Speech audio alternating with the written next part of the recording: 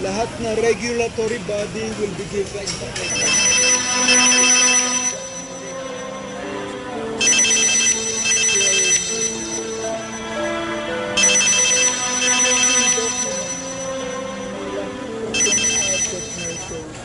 Belonging to us and belonging to the Filipino people. And we start dito bankrolling our central bank. And the asset na meron tayo dito na there has been reburied, we have so much na naka-establish na sa among our depositories, mga security house natin, banker natin, and the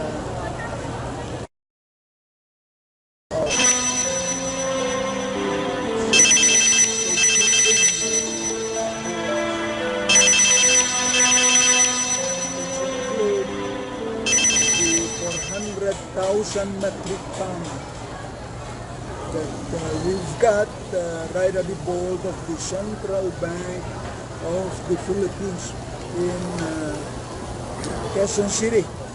So this is the reason why I have my presence here in the Philippines. And we have the Ribari side, 176 Ribari side, Golden Lily side. So this asset bankroll the whole world. I don't own this. It's owned by all of us, all Filipinos. So we are using this, the bankroll, the monetary system of central banks Like about 209 central banks are actually our recipient beneficiaries. The bankrolls, the monetary system, the monetary global reset of the central banks of the whole world. And we have practically had to prove the bank.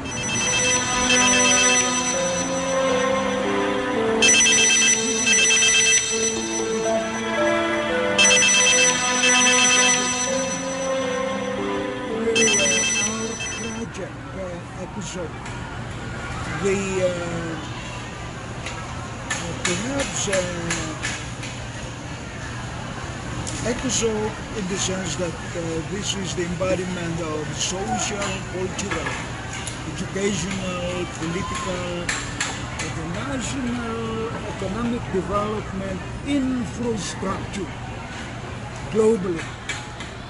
It's a true governance.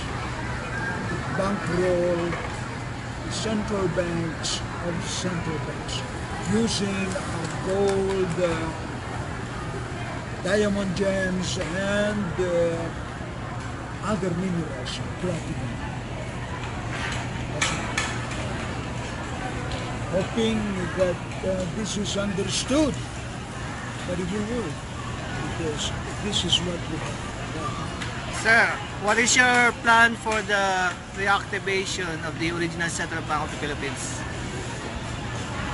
I am ready to back up our Central Bank of the Philippines. The bank that we are using that has been chartered 1993, Bangko Sentral ng Pilipinas. This doesn't have any capital. Make no mistake, you operate a bank and it's only OFW remittances and money that you are borrowing from other countries that is not reliable. Otherwise, all of them will take advantage of our country because we are very rich. We have the gold. And that's the major backup of all central banks all over the world. Already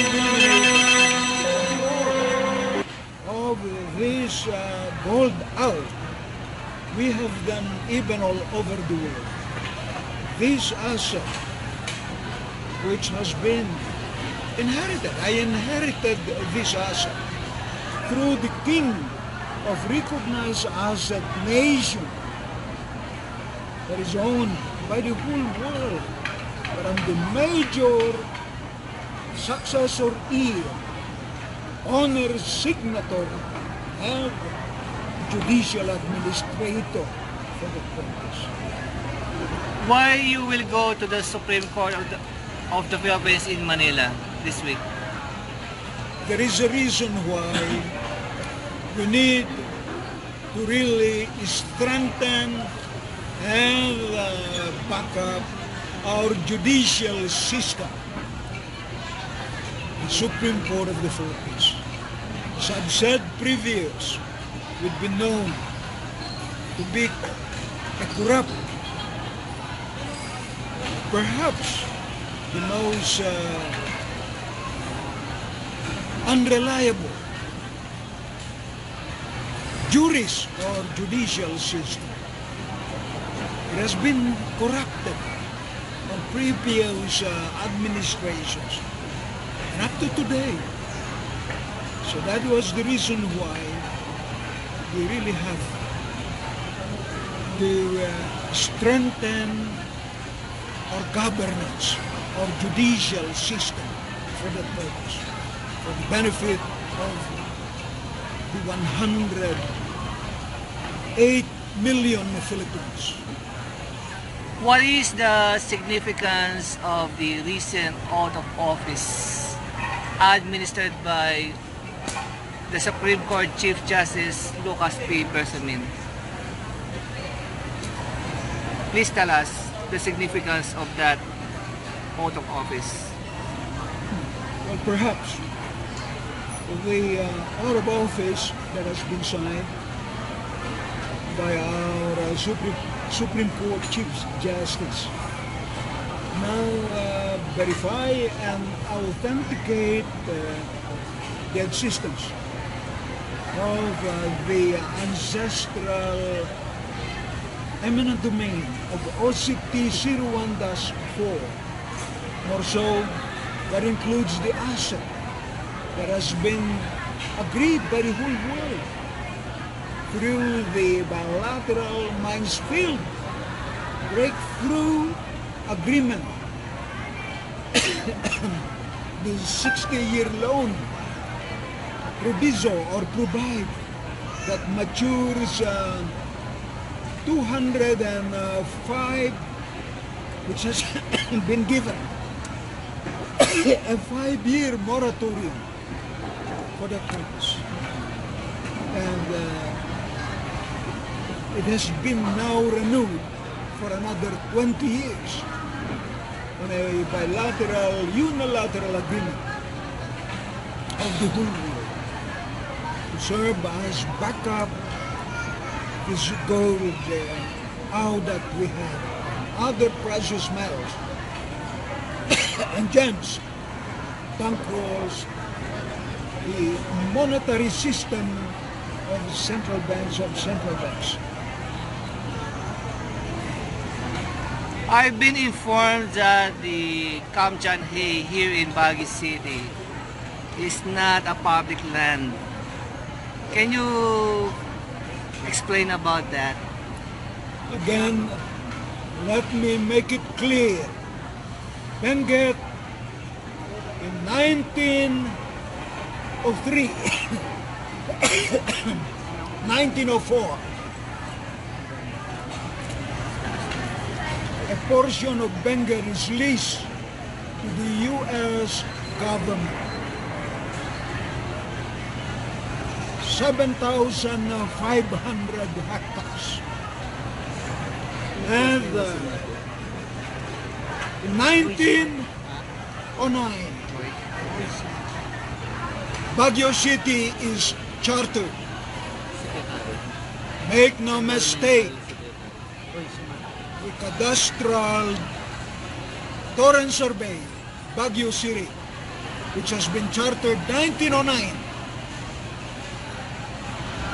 it's only 7,418 hectares.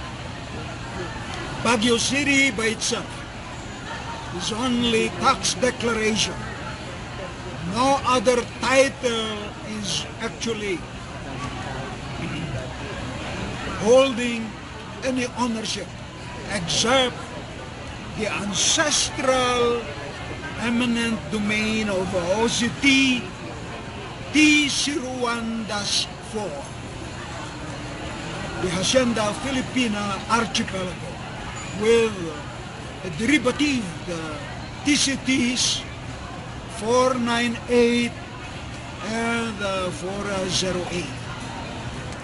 What is your message to Environmental Secretary Roy Simado about this urgent matter?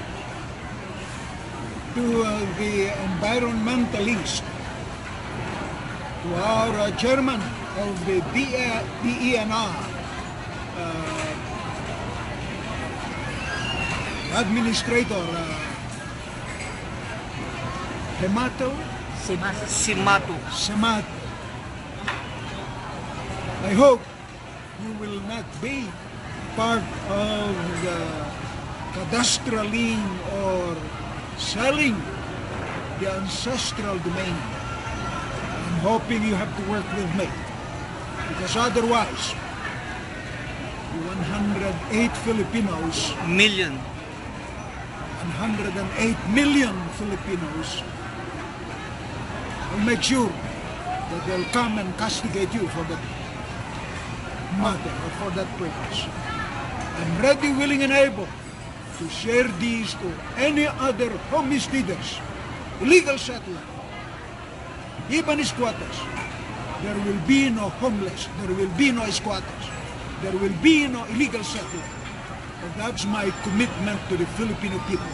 We'll have a massive housing. There will be no mahirap, squatter, or illegal settler. Again, na Filipino. You also emphasize that the Iglesia ni Cristo is not the true owner of the property situated in Bulacan. So, what is your message to Brother Eduardo V. Manalo, the Executive Minister of the Iglesia ni Cristo, about that matter? Well, to my brother, Eduardo Manalo Jr., I'm hoping you still recognize me. I knew that I'm perhaps more older than you, but I knew the old man. Felix Manalo, Eduardo Manalo, and the other Manalo brothers, Santos brothers. I knew them all.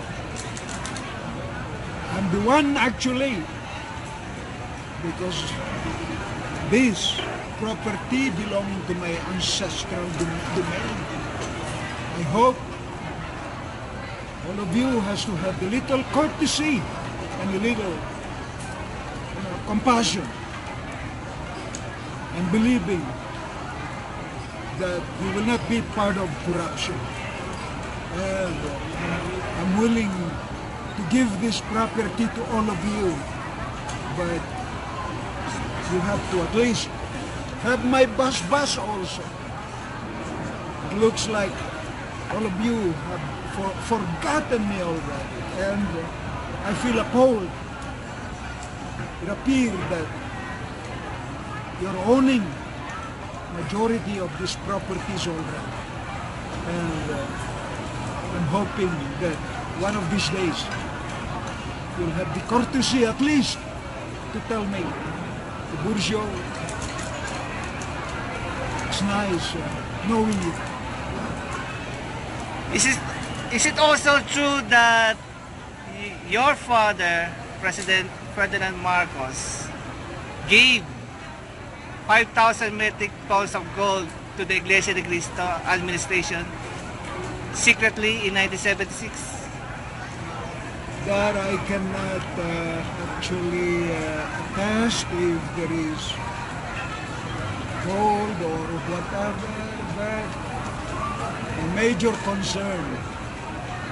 We took a lot of properties already. That's my concern. I don't even care about whatever is given to you, but I knew exactly what has been given to the Iglesia de Cristo. I have all the documents. It means that you are the absolute owner of the real estate properties occupied by the Iglesia de Cristo? Of course. So how can you prove that? Everything, because from the very beginning, even your first cathedral in Quezon City, Temple. that temple actually, In Commonwealth. in Commonwealth Avenue, I was the one who decided with my father, dating back in the early 70s. Make no mistake, I knew exactly what happened. And perhaps because Felix, Eduardo Sr., they're all gone, so have nothing. Eranio. Yung Eranio, yes, Eranio. You're Eranio. referring to Eranio, not Eduardo. Eranio, Yes. So, in addition, according to our beloved pastor, Tony, the Department of Agrarian Reform is giving away your lands.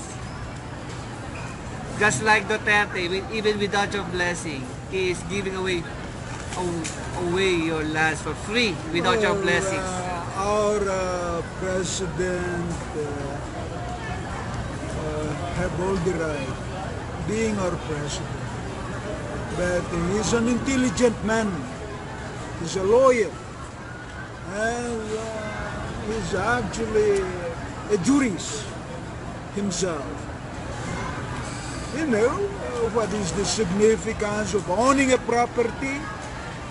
You cannot just give away somebody's property. So, I'm hoping that each of us will understand each other. Of course, whatever he wishes to do, I'm ready to give him all that privilege. It's at his credit. That's my commitment to my beloved Mayor Presidente Digo. Oh, sir, any more messages for the Filipino people in general? In general, kagustuhan ko na lang I'll be able to share itong lupa na ito to every born Filipino. Make ang buhay ng bawat Filipino maganda, magaan. All of us will benefit what we've got. Napakayaman natin. Let it be. Pagtulungan natin ito, hindi na para sa akin at ang mga marshals natin, para sa atin lahat ito. All the mayoryang Filipino. Again, maraming salamat sa inyo lahat. With the blessings of the Jesus, God Allah, Jehovah. Ano po ang gagawin nyo kapag tinanggihan ng Supreme Court Justices ang inyong affidavit para sa reactivation ng original Central Bank of the Philippines? Ano po ang gagawin nyo? Siguro naman, nag-iisip naman sila lahat. I believe that we have now the best judicial system of governance. So I'm expecting that we'll be working together for the benefit of the 108 million Filipinos and for the good of humanity. Maraming salamat po, Haring Tiburcio Villamor Marcos Aliana Tagente Fort. Sana po ay magtagumpay kayo sa inyong adhikain para sa mamamayang mga Pilipino, hindi lang para sa panahong ito, kundi sa panahong darating. We'll be reciting the Lemurian prayer to you. Opo. Lotas, Opera, Candid, Aripo, Saturo. Opo. All the blessings. Sana po ay makausap niyo po si kapatid na Eduardo V. Manalo upang mapagkasunduan ninyo tungkol sa mga lupa na sinasabi niyo na pag-aari niyo. Dahil willing naman po kayo na bigyan ng basbas ang pamamahala ng Iglesia ni Cristo na magkaroon ng tamang titulo na galing sa inyo. Maraming salamat po at sana po ay hindi po itong huling pagkikita natin. Amen. Aming salamat po. Okay. Bye-bye.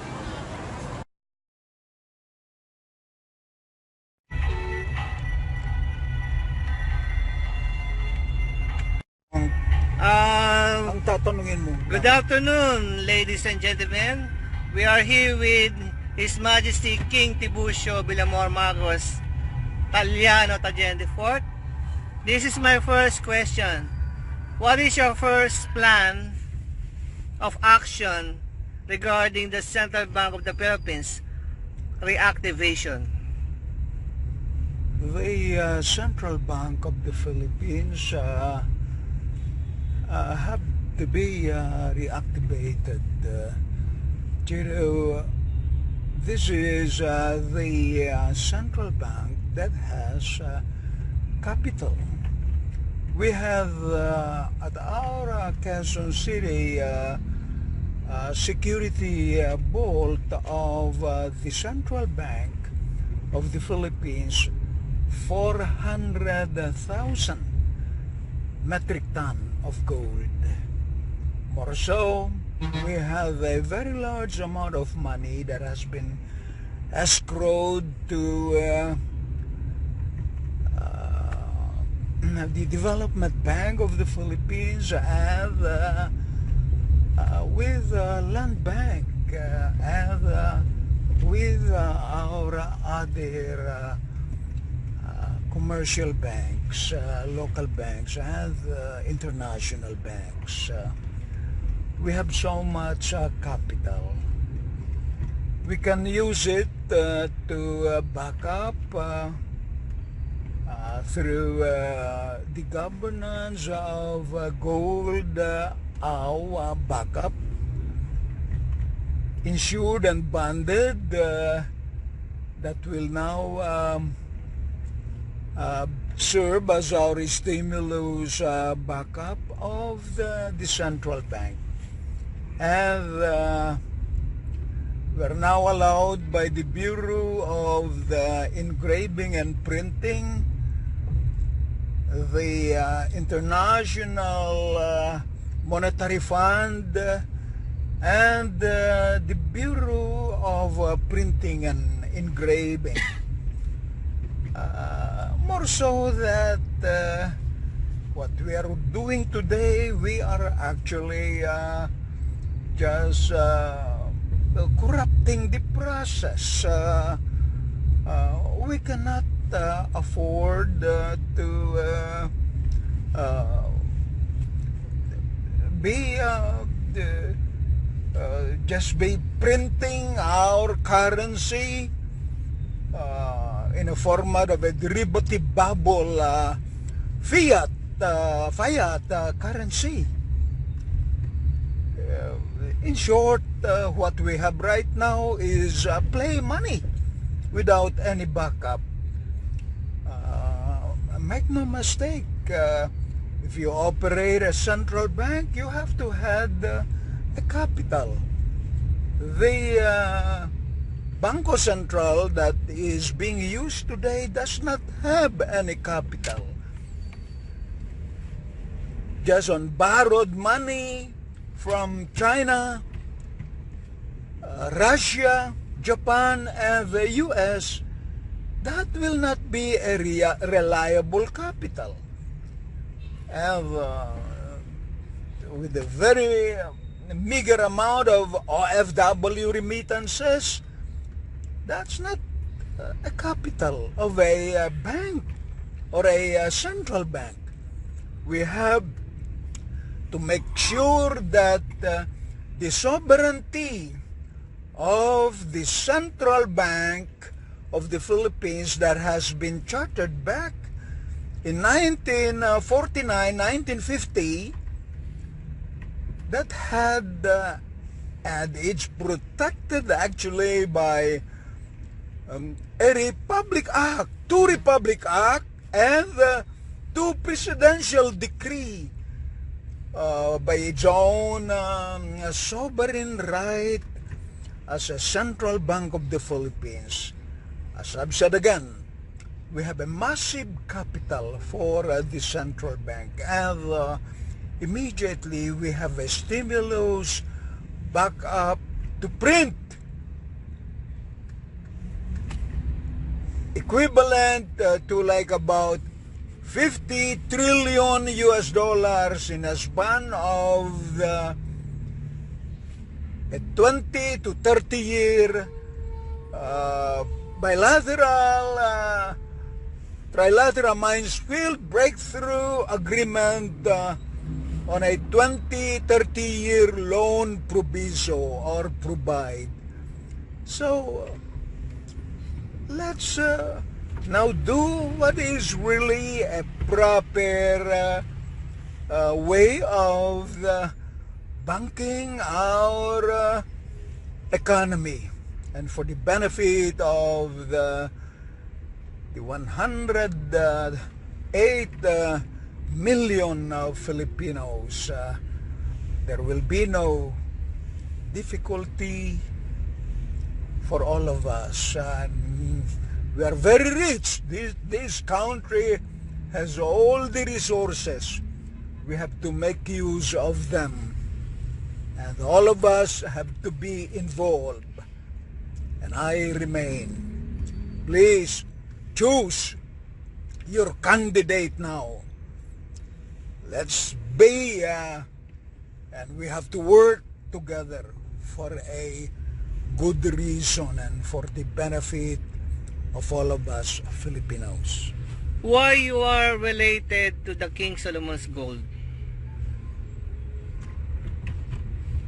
That question, of course, because I'm the successor heir, sole signatory owner, and judicial administrator of the king of recognized asset nations that has been inherited through our families, through the Italiano-Tagiano family, all the way from Emperor Marcus Ulpius Trajanus Trajan of Rome. And I'm the last surviving inheritor for that purpose. But this is shared to every Filipino. Okay, what is your message to all religious congregations? To all religious sectarians, make no mistake. We have all missions to everybody. It could have been Jesus, Lord God, Allah, Jehovah, Yeshua. We all belong for a purpose. We believe in Him. Rotas opera tenet aripu satur. Okay. What is your special message to Brother Eduardo V. Manalo, Executive Minister of the Iglesia ni Cristo? To my beloved honorable brother Eduardo Manalo Jr., hoping that your brother here, Ejam Tiburcio Villamor Marcos, Italiano Tagyan, will still be your very close ally or your friend or your brother. In God we trust. Are you willing to convey original copies of titles to the Iglesia ni Cristo? Most especially in their property situated in Bulacan? With all these properties that has been acquired by the Iglesia ni Cristo, of course, because the purposes is for the good of everybody, for God's culture, for our blessings to the Almighty Jesus, Allah, Jehovah. Perhaps when it comes to business side, you have to at least also respect my rights. Who owns the hacienda or the honor signatory, judicial administrator of the Hacienda Filipina Archipelago, OCT T-01-4. I'm willing to give it to all of you, but listen, let's talk business at the same time. You cannot just rub me with all this property ownership. You need me more than we need, and I need you actually.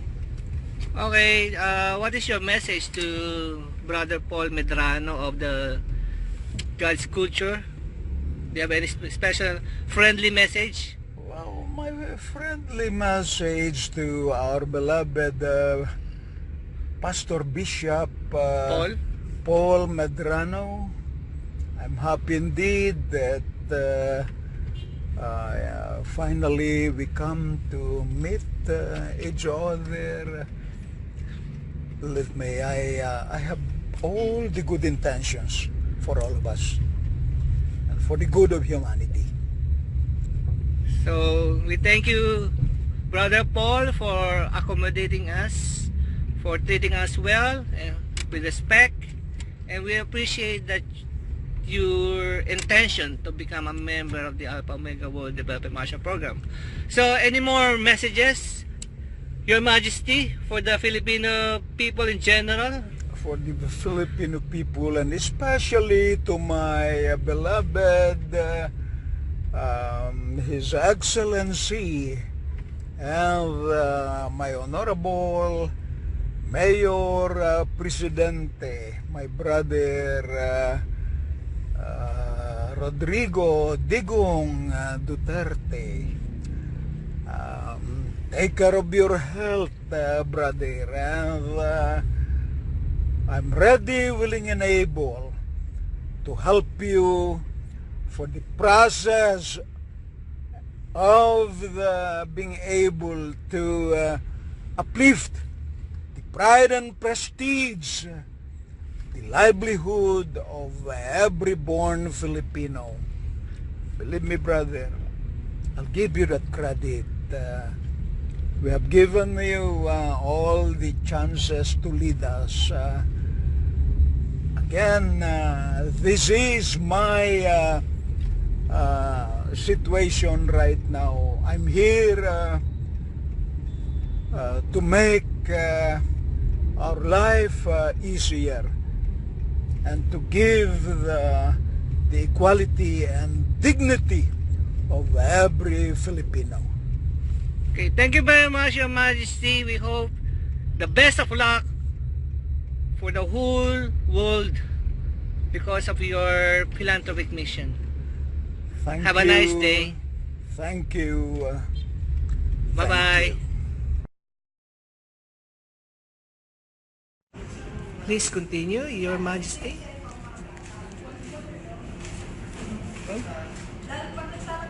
I'm indeed happy, trying our best to make sure that our juries are proper governance, especially to our Blue Ribbon Committee and the judicial system as well. We need to have a whole accountability and transparency, especially for the benefit of the 108 million Filipinos. Perhaps I tried my best to deliver our messages to our juries, to our judicial system, for proper governance and proper adjudication of the process of our laws, transparency and accountability of the system, so that every other Filipino has the freedom of the sovereignty. So what do you expect from the Supreme Court justices from your filing of your petition? First and foremost, the judicial system, all the way to our record section, our embank section at the Supreme Court,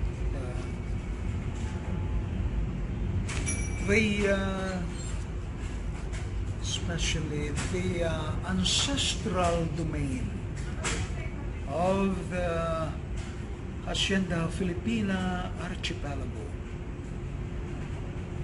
the eminent domain of OCT P01-4. I believe it's clear enough.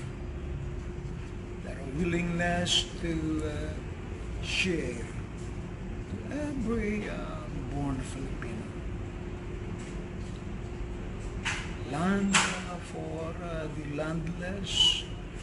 We will cadastral torrent survey this piece of property and share it to everyone. There will be no homeless. There will be no illegal settlement. Perhaps wala na. There will be no squatting. Dito sa bayan natin. And we'll have a massive housing. Also, just is ready, willing, and able to share it to everyone. As such, we have good news here in our country. We're into a massive national economic development, infrastructure, and industrialization. The major recipient beneficiary will be every Filipino, every born Filipino, 108 Filipinos. So what is your option if the Supreme Court justices fail to address your concerns for the Filipino people? I believe the reason why I am here in our country is actually to strengthen, back up, and shape with our jurists, especially our judicial system, to make sure that, again, there have to be proper accountability, transparency, and proper governance. And I believe we are strong enough. Country has a beautiful sovereignty for each and every Filipino. So what will you do just in case that your petition is ignored? Will you just be silent? Pretty much our system could have been one of the best all over the world. Perhaps there is a big role of our Blue Ribbon Committee. And I'm referring now to our congressmen and senators. But we assembled the biggest juries or judicial group. We have as many as 14, 15, including the Supreme Court Chief Justice. I know that we have a proper governing laws, which other country does not have. And I'm believing that for the peace and prosperity of our country, we have to have proper adjudication of our process, especially our judicial mechanism. That is strength in our country. So what is your special message to Chief Justice Lucas Bersamin? I believe my brother, my Honorable Chief Justice Lucas Bersamin, I thank you for you to understand me personally. I will work with you in any which way. You have my full support. It's you that I depend on. I'm with you, my beloved Supreme Court Chief Justice. Thank you very much for this wonderful interview, and I hope that you will have time for this interview. Have a nice evening, Your Majesty. Thank you so much.